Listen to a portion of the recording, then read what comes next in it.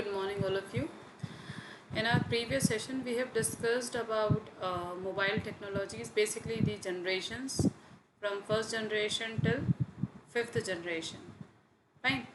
Now, today in 11th session, we will be discussing few more terms, and out of these all terms, we have already discussed SMTP, POP3, VoIP, but again, we'll discuss the same topics again. So, let's start with the first topic. The very first topic is SMTP, that is Simple Mail Transfer Protocol. Okay, see, we know whenever we are sending our mails will be stored in the server first, and then from the server it will be retrieved by the user. Okay, so basically for this complete communication we are using two protocols. First is SMTP and second is the POP. So we are going to discuss both one by one. So first is your SMTP, that is Simple Mail Transfer Protocol. So like from your system, how the mail will go and will store to the server, it will be handled by this particular protocol, that is SMTP. You can see it is written over here. Most of the internet system use SMTP as a method to transfer mail from one user to another. So like this is the main protocol which is responsible. Now SMTP is a push protocol and is used to send the mail, whereas POP or IMAP, see, basically these two protocols are responsible for receiving the mail from the server or transferring the mail from the server to the receiver. Okay, that is, first is POP and second one is your IMAP. So these two are used to retrieve those mails at the receiver side. Now what SMTP do? The very first thing given over here is the client who wants to send the mail opens the TCP connection to the SMTP server and then sends the mail across the connection. So with the help of, see, we know the TCP IP protocol, it is used to send the information via internet, right? So whenever a client wanted to send any mail, what the client will do, client will first it will send the mail via TCP connection, okay, and that too with the help of SMTP server. Now SMTP server is always on the listening mode. Why? The reason is because it is always going to receive the information from the source side or from the sender. Okay, so therefore, because its work is to only listen or to receive the mail from the sender. Okay, so this is what SMTP server will be doing. Okay, so next step is, as soon as it listens for a TCP connection from any client, the SMTP process initiates a connection on that port 25. This is port number, only you have to keep in mind. So basically what happens when SMTP is getting any signal from any TCP line, so in that particular case it will initiate this particular port, means it will keep that port open so as to receive the information or to receive the mail. And then in the last, after successfully establishing the TCP connection, the client process sends the mail instantly. So once the TCP connection is established, then the client's or the sender's mail will be sent via sender to the SMTP server. Okay, then next we are having is the POP. As we have already discussed that it is post office protocol, and two protocols are there basically. First is POP and second one is IMAP. Both are responsible to transfer the mail from the SMTP server or from the server to the listener. Okay, to the listener or to the receiver basically. So over here it is given, POP is a short of post office protocol, a protocol used to retrieve email from the mail server. So via SMTP it was stored, and via POP or IMAP it will be retrieved from that server to the client side. Most email applications use the POP protocol, although some can use the newer IMAP. See, we have already discussed the difference also between POP and IMAP. Even I have given you some links, animated links, with the help of which you can see like what is the difference between these. We are here only understanding that what is the difference between SMTP and POP3.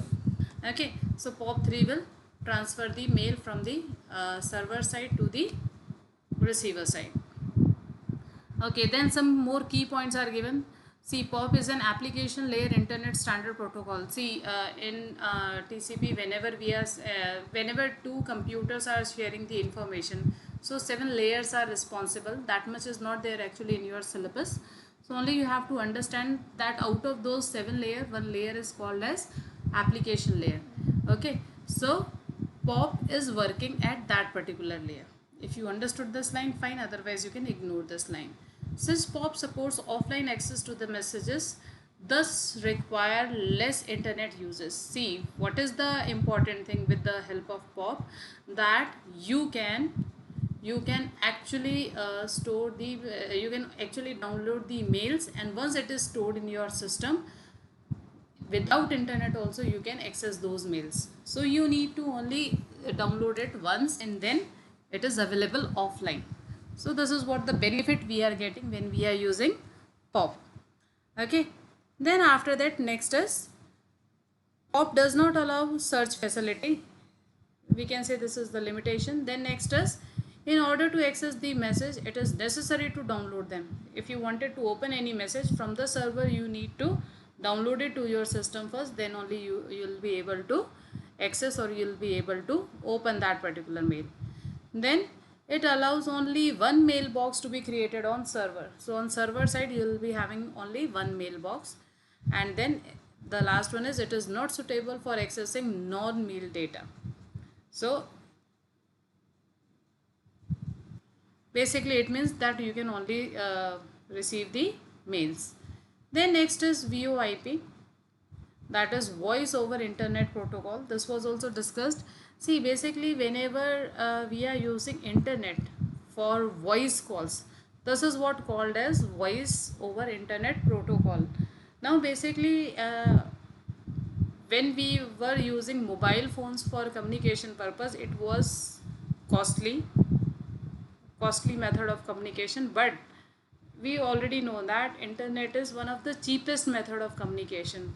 So therefore now these days public started using voice calls over internet. It is very cheap, you are using internet, and with that internet no need to pay extra for your voice calls. You are using internet for your voice calls. Okay, so the main reason is that this is considered as the cheapest. So this is what called as your voice over internet protocol. It is given also, VoIP is an acronym for voice over internet protocol, or in common terms, phone services over your internet.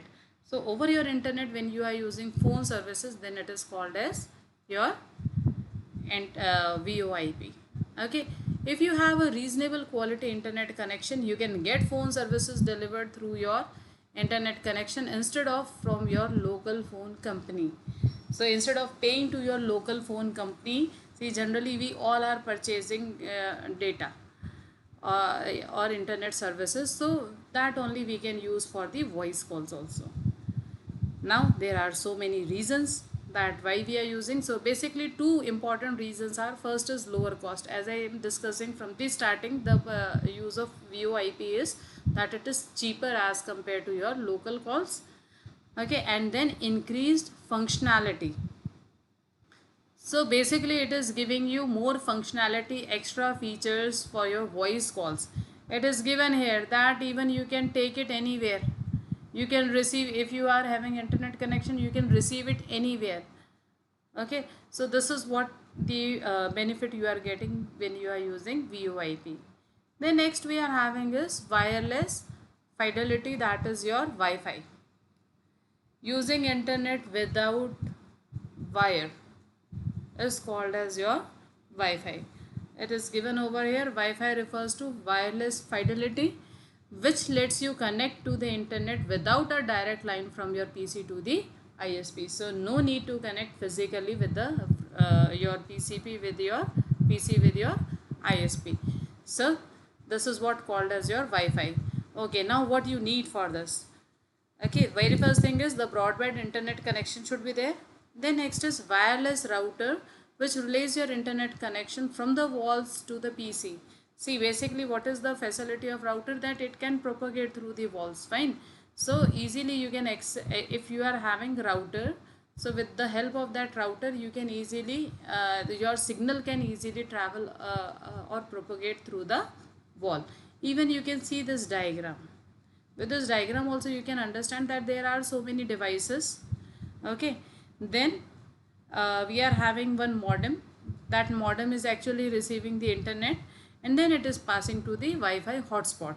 Now hotspot is nothing but a sort of venue which actually offers the, or we can say it is actually offering the internet connection to all those devices which are near to this. Okay, all those devices which wanted to connect with this, for example these two systems or this pocket PC, if they wanted to connect with this Wi-Fi hotspot, they can easily get connected. So it is working as a common medium or common source for all the devices to access the internet connection. And again, what you have to understand is this is completely wireless, fine. This is completely wireless, so you are getting one facility that you can take these devices somewhere far on the basis of the distance which is allowed for this, means till the time the signal is not getting weak. Okay, now for Wi-Fi it is given is a venue that offers Wi-Fi access. The public can use a laptop, Wi-Fi phone or other suitable portable device to access the internet through a Wi-Fi hotspot.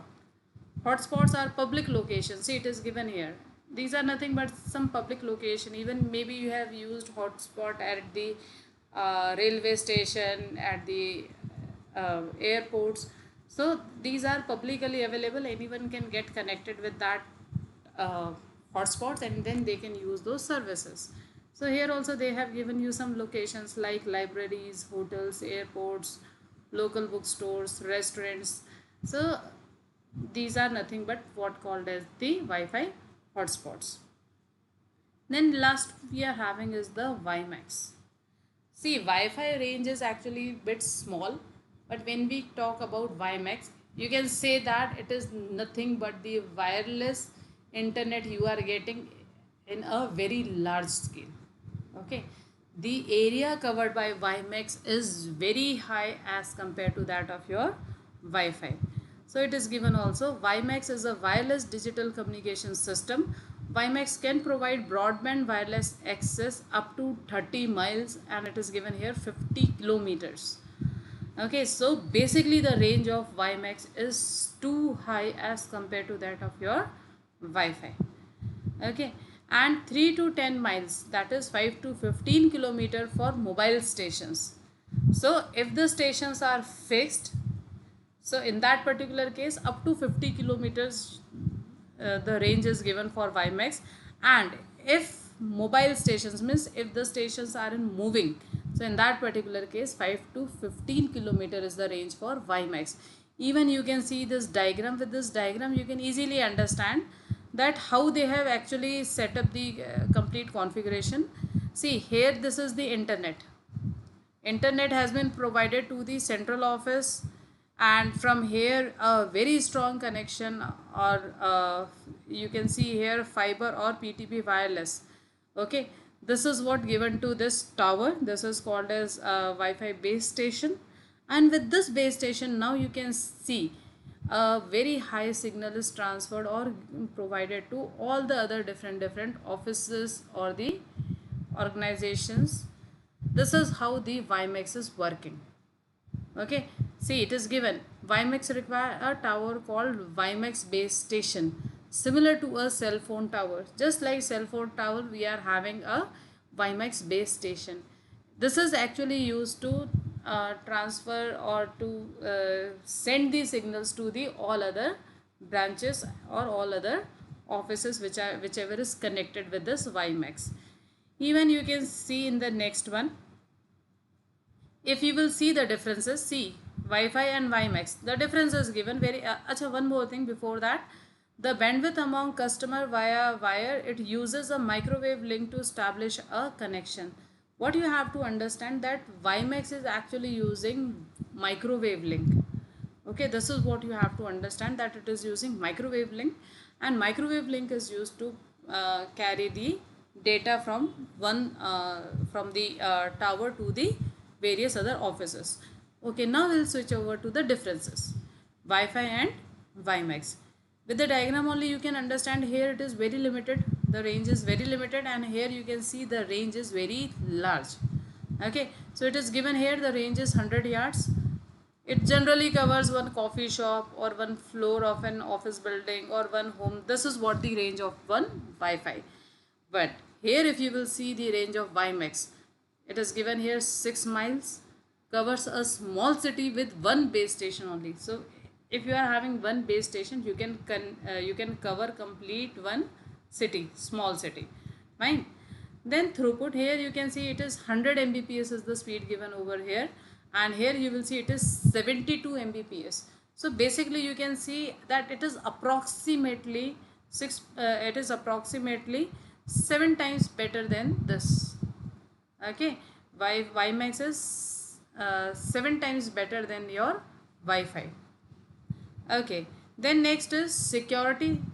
The security of Wi-Fi is very limited, whereas when we talk about security of WiMAX, multi-level encryptions are there. So we can say that the security of WiMAX is far better as compared to that of your Wi-Fi.